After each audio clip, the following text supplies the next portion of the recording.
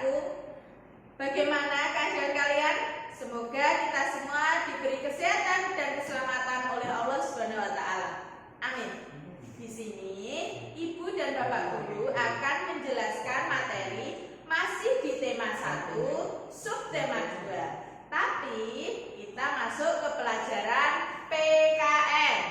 Mari kita belajar bersama-sama. Nah, pada slide pertama ini Bu Adinda akan menjelaskan kemanusiaan yang adil dan beradab. Diingat-ingat, kemanusiaan yang adil dan beradab adalah bunyi sila Pancasila keberapa? 2, ya betul, pinter. Nah, lambangnya apa ini? Ayo, yang di rumah ingat tidak? Rantai emas, betul. Lambang ini menunjukkan bahwa bangsa Indonesia sangat menjunjung tinggi nilai-nilai kemanusiaan, saling menghormati, menyayangi, dan memperlakukan manusia dengan baik. Diingat-ingat ya maknanya. Nah, apa saja Bu pengamalan sila kedua Pancasila ini? Mari kita perhatikan bersama-sama. Ayo. 1, saling menghormati antar sesama. Contohnya seperti apa? Seperti contohnya ini. Siti suka berenang, sedangkan Edo suka bermain sepak bola. Nah, Siti sama Edo mempunyai hobi yang berbeda. Meskipun kesukaan olahraga mereka berbeda, mereka tetap hidup rukun, bermain bersama.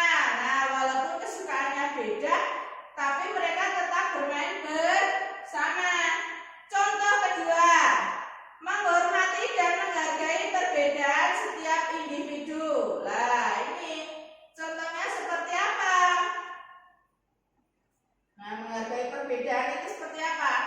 Tinggi dan berat badan manusia berbeda-beda. Kekuatan manusia juga berbeda. Allah menciptakan berbagai macam perbedaan sebagai karunia-Nya. Maka dari itu kita harus saling menghargai dan menghormati perbedaan yang ada. Nah, maksudnya di sini bukan hanya perbedaan tinggi dan berat badan, perbedaan warna kulit juga kita tetap saling menghormati. Perbedaan agama. Nah, dengan orang yang beragama berbeda dengan kita juga harus tetap menghormati serta menghargai. Jadi nggak boleh deh misalnya tetangganya di rumah agamanya beda dengan kita, terus kita nggak mau berteman. Itu nggak boleh, nggak baik, ya. Nah, yang ketiga, saling membantu jika ada yang sedang mengalami kesulitan. Nah, ini biasanya di sekolah nih. Seperti jika ada yang sedih, sebaiknya dihibur. Jika ada pekerjaan yang harus diselesaikan bersama, sebaiknya bekerja sama. Nah, contoh jika ada yang sedih, misalnya temannya jatuh, orang marahnya nih, nggak marah gini, temannya jatuh, kapok, tiba, syukur, itu boleh nggak? Nggak boleh. Nah, lihat temannya jatuh, ditolong. Kemudian jika ada pekerjaan yang harus diselesaikan bersama, sebaiknya bekerja sama. Di sekolah ada regu piket. Nah, kalau jadwalnya piket juga harus dikerjakan bersama. Itu baru anak yang pintar. Nah, yuk slide selanjutnya. Hidup rukun. Nah, hidup rukun dengan menghargai dan menghormati perbedaan, membiasakan diri hidup rukun dan bekerja sama, maka persatuan dan kesatuan akan mudah tercapai. Hidup rukun dan bekerja sama dapat kita terapkan di mana saja. Salah satunya di sekolah. Di sekolah hidup rukun dengan sesamanya tadi, temannya. Walaupun ada yang badannya lebih kecil dari kita harus tetap hidup rukun dengan temannya. Ada yang lebih besar, juga sama dengan adik kelas atau kakak kelas. juga harus saling menghormati, harus saling rukun. Nah, Bu, manfaat hidup rukun di sekolah itu apa? Kita perhatikan manfaat hidup rukun di sekolah. Memiliki banyak teman. Nah, ini kalau kita hidup rukun temannya juga banyak. Kalau kita nggak mau rukun dengan teman, kita bisa nggak punya teman? Nggak mau, wong kita nakal, misalnya seperti itu. Oke, paham? Mempererat persahabatan dengan teman di sekolah, hampir sama. Nah, terciptanya suasana kelas yang nyaman dan tertib. Nah, misalnya di sekolah, di kelas, anak A dengan anak B. Nah, kalau A dengan B itu misalnya nakal, ladak-ladakan, berantem, suasana kelasnya menjadi bagaimana? Nyaman nggak? Enggak. Maka dari itu dalam satu kelas, kalian dalam satu kelas itu berarti saudara kalian di sekolah. Ibu guru wali kelas kalian adalah ibu kalian di sekolah, Pak guru wali kelas kalian adalah ayah kalian di sekolah. Maka dari itu sesama teman harus hidup rukun, pinter. Nah, ini manfaat kerjasama. Kalau tadi adalah manfaat hidup rukun, nah ini kalau sekarang manfaat kerjasama. Apa saja kita perhatikan? Pekerjaan menjadi cepat selesai. Seperti apa tadi contohnya? Tiket. Nah, ini pekerjaan terasa lebih ringan karena dikerjakan bersama-sama. Memperkuat persatuan dan kesatuan. Nah, misalnya dalam satu hari ada anak 5 tiket. Yang satu membersihkan meja pakai kemoceng, yang dua nyapu, yang satu menghapus papan tulis, yang lainnya membantu ngepel atau bagaimana agar pekerjaan terasa ringan dan cepat selesai. Paham anak-anak? Nah, kemudian ini setelah manfaat kerjasama yang tadi manfaat hidup rukun, sekarang manfaat sikap bersatu di sekolah.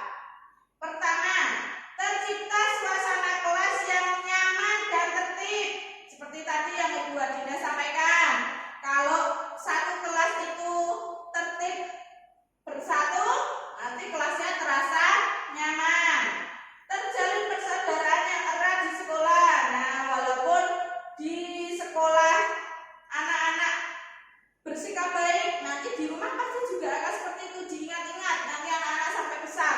Oh, itu teman, waktu itu temanku namanya siapa, misalnya namanya Siti. Siti itu temanku yang baik. Nah, bukan hanya di sekolah, nanti di rumah juga kalian akan mengingat teman kalian. Saling membantu jika mengalami kesulitan. Nah, misalnya ada teman yang tidak membawa pensil atau teman yang tidak membawa penghapus, kalian pinjemi. Mencegah terjadinya kesulitan. Nah, temanmu kalau nggak bawa pensil, buat pinjemi, jadi dia nggak mengalami kesulitan. Itu selain kalian dapat menambah persahabatan, juga menambah pahala, pinter. Nah, sekarang perhatikan cara berdoa tiap agama. Nah, kalau kita adalah orang Islam, Bu Adinda orang Muslim, orang Islam berdoa dengan cara menadahkan tangan seperti ini. Perhatikan contohnya. Nah, karena Bu Adinda adalah beragama Islam, anak-anak di rumah kalau beragama Islam berdoanya seperti ini. Nah, kemudian cara berdoa agama Kristen seperti ini. Ya, karena Bu Adinda tidak tahu anak-anak Kristen di rumah, kalau ada yang dikoreksi boleh komen di bawah ya, benar apa tidak ya, seperti ini. Oh, seperti ini. Nggih. Kemudian kalau Katolik seperti ini. Nah, kalau anak-anak di rumah ada yang beragama Kristen atau Katolik boleh dikoreksi di bawah ya, di komen ya, di kolom komentar ya. Kemudian agama Hindu, setahu Badinda seperti ini. Agama Hindu. seperti ini. Kemudian agama Buddha seperti ini pakai jubah. Ya, biasanya pakai jubah. Buddha. Buddha atau Buddha ya yang pakai jubah? Nanti kalau anak-anak tahu bisa komen di bawah ya. Oh, pakai Konghucu. Oh, Konghucu pakai jubah. Oke, seperti ini ya. Kalau anak-anak tahu yang benar bagaimana bisa komen di bawah ya. Kemudian ini penjelasannya. Setiap agama memiliki cara yang berbeda dalam berdoa.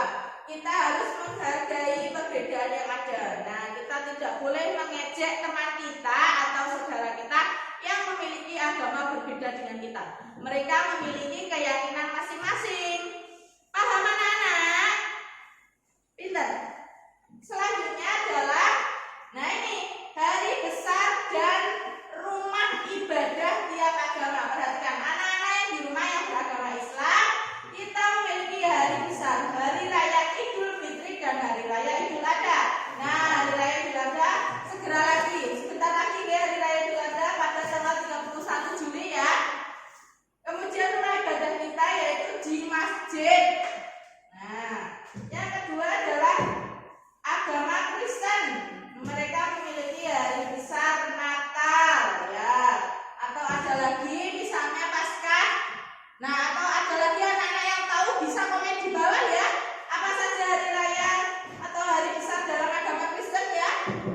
Kemudian rumah ibadah mereka di gereja hampir sama dengan Kristen, Katolik juga seperti itu. Kalau anak-anak tahu hari besar mereka apa saja, boleh komen di bawah ya. Nah, ibadah mereka juga di gereja. Sekarang agama yang keempat yaitu Hindu. Hindu memiliki hari besar Nyepi. Sedangkan tempat ibadah mereka yaitu di pura. Nah, di pura.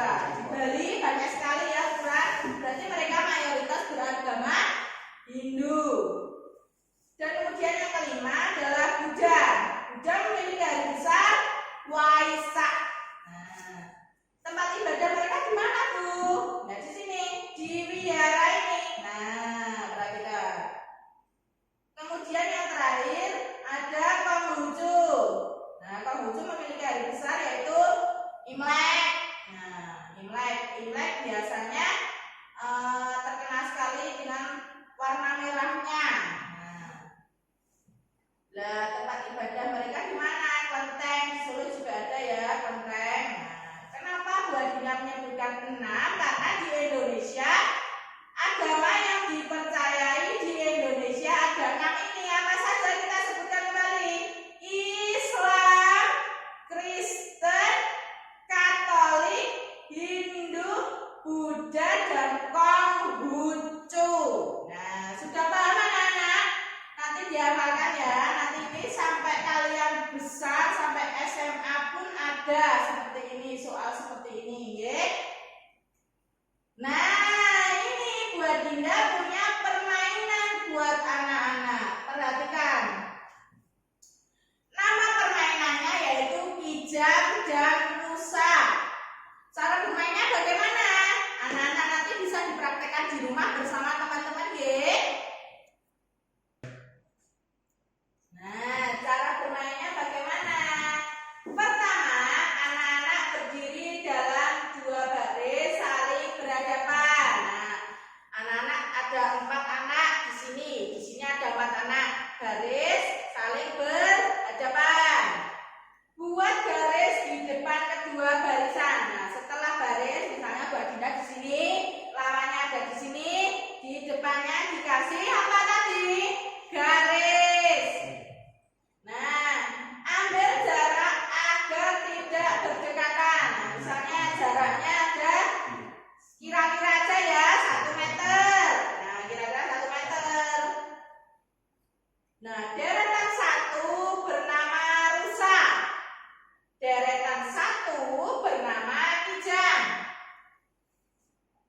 Bila dipanggil Rusa, maka deretan Rusa maju ke depan dan deretan Kijang mundur ke belakang. Nah, begitupun sebaliknya. Misalnya, Rusa maju ke depan, sedangkan permainan kijang dan rusa. Siap? Konsentrasi kelompok kijang dan kelompok rusa. Kelompok yang Kijang. ikuti instruksi Nah, rusa. videonya ada di sini ya. Rusa. Sudah di sini. Ayo konsentrasi. Rusa. Silakan. Ayo konsentrasi. Kijang. Videonya nanti Nah, rusa. kalian komen. Ayo. Sudah mencobanya, Bu. Pintar sekali. Nah, demikian adalah materi yang dapat Ibu dan Bapak Guru sampaikan. Semoga bermanfaat untuk anak-anak. Jangan lupa like, komen, share, dan subscribe YouTube kelas 3 agar ilmu yang disampaikan dapat bermanfaat untuk semua. Jangan lupa selalu berdoa.